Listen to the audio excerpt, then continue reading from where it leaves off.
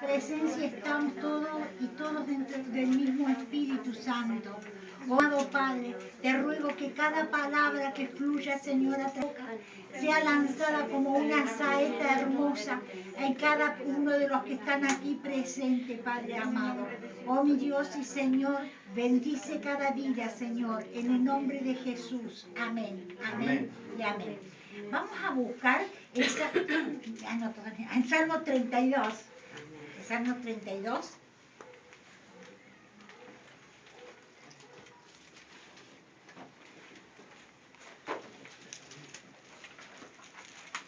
Te damos gracias, Señor Jesús.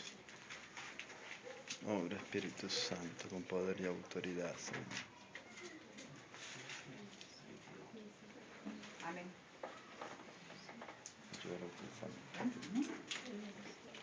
Leemos la bendita palabra del Señor en el nombre del Padre, del Hijo y del Espíritu Santo. Bienaventurado aquel cuya transgresión ha sido perdonada y cubierto su pecado. Bienaventurado el hombre a quien Jehová no culpa de iniquidad y en cuyo espíritu no hay engaño. Mientras callé, se envejecieron mis huesos en mi gemir todo el día. Porque de día y de noche se agravó sobre mí tu mano, se volvió mi verdor en sequedades de verano. Mi pecado te declaré y no encubrí mi iniquidad. Dije, confesaré mis transgresiones a Jehová, y tú perdonaste la maldad de mi pecado. Amén. Amén. Ahora tomen asiento, por favor. Acá el salmista, bueno, que es David. Sabemos que David era el rey de Israel, uno de los reyes más grandes que tuvo Israel. Acá está diciendo, habla de la dicha del perdón del pecado, pero quiero explicarles qué había pasado en la vida de David. David había caído en pecado, había tenido relaciones ilícitas y él no había confesado su pecado. Él, a pesar, mire cómo es el pecado, ¿no? Porque a pesar que era el rey, que tenía todo, no tenía nada, porque él empezó a sentirse mal en su espíritu, ¿no? Él sentía que sus huesos se iban secando, que su carne se iba decayendo. Eso es el pecado, hermano. Eso es el pecado. Incluso el pecado el pecado es una lepra que va comiendo de a poco al hombre, ¿no? Porque nosotros decimos, por ejemplo, cuando yo no estaba en el camino del Señor, yo decía, o sea, iba acumulando pecado, o sea, mentira, les aclaro que muchas veces me hacía la pícara, ¿no? Por ejemplo, iba y firmaba un documento, ¿no es cierto? No había placer más grande para mí, y era una virome, hermano. Me hacía la que no me daba cuenta y guardaba la virome dentro de la cartera. Y yo salía gozosa. Pero esos son, por más que sea hoy uno diga, es un pecado pequeño, el pecado es pecado, hermano. El pecado es pecado. Debemos tener en cuenta de que nosotros tenemos que clamar la presencia de Dios dentro de nuestra vida. Porque Dios nos aleja del pecado, pero el pecado nos aleja de Dios. Este hombre David, el rey David, se iba sintiendo cada vez peor. Él iba decayendo espiritualmente. Él vivía en pánico, porque el pecado los hace vivir en pánico al hombre. Sinceramente, no sé si me lo van a poder contestar o no, pero viven en pánico. Sin ir más lejos, al hígado, por ejemplo, somos pícaros durante todo el día, mientras hemos estado, digamos, no hemos estado en el camino Señor. Todo el día somos pícaros, pero a la noche, cuando nos encontrábamos realmente, ¿no?, con nosotros mismos, o sea, Dios y nosotros, sentíamos temor de morirnos, porque sabíamos que nos íbamos directamente al infierno, hermano. ¿Y qué pasaba que no confesábamos nuestros pecados? No confesábamos nuestros pecados porque no lo conocíamos profundamente a Dios. Anoche, en un momento, prendí la televisión, y todavía que no le sé el nombre, y veo a un hombre que estaba vestido de mujer, que se había puesto de novio con un muchacho de 19 años. Es un medio loquito. Bueno, este hombre me espantó realmente, ¿no? Porque este hombre dijo, yo doy gracias a Dios de haberlo conocido a él. El hombre este es un hombre de 55 años por lo menos, y el chico, un chico de 18, 19 años, aparte los dos hombres. Ustedes saben perfectamente que ese tipo de relación es una escupida al Dios Todopoderoso, el Creador. Es una escupida, ¿no?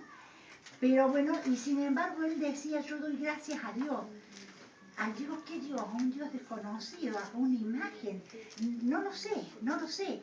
Pero daba gracias a Dios. Yo digo, qué tremendo lo que es no conocer al Señor. Qué gracias el Señor nos ha otorgado a nosotros de poderlo conocer, de poder tener un encuentro, el del poder haber dicho, Señor, soy pecadora, te recibo a ti como el único y suficiente Salvador de nuestra vida. A partir de ahí el Espíritu Santo empieza a trabajar dentro de nuestras vidas, ¿no? Entonces este hombre David se sentía completamente destruido por el pecado, pero no lo confesaban. Vino el profeta Natán tenía muchísima influencia sobre la vida de David y todos sus descendientes, ¿no? Y le hizo saber cuál era el pecado. Entonces, ¿qué pasó con David?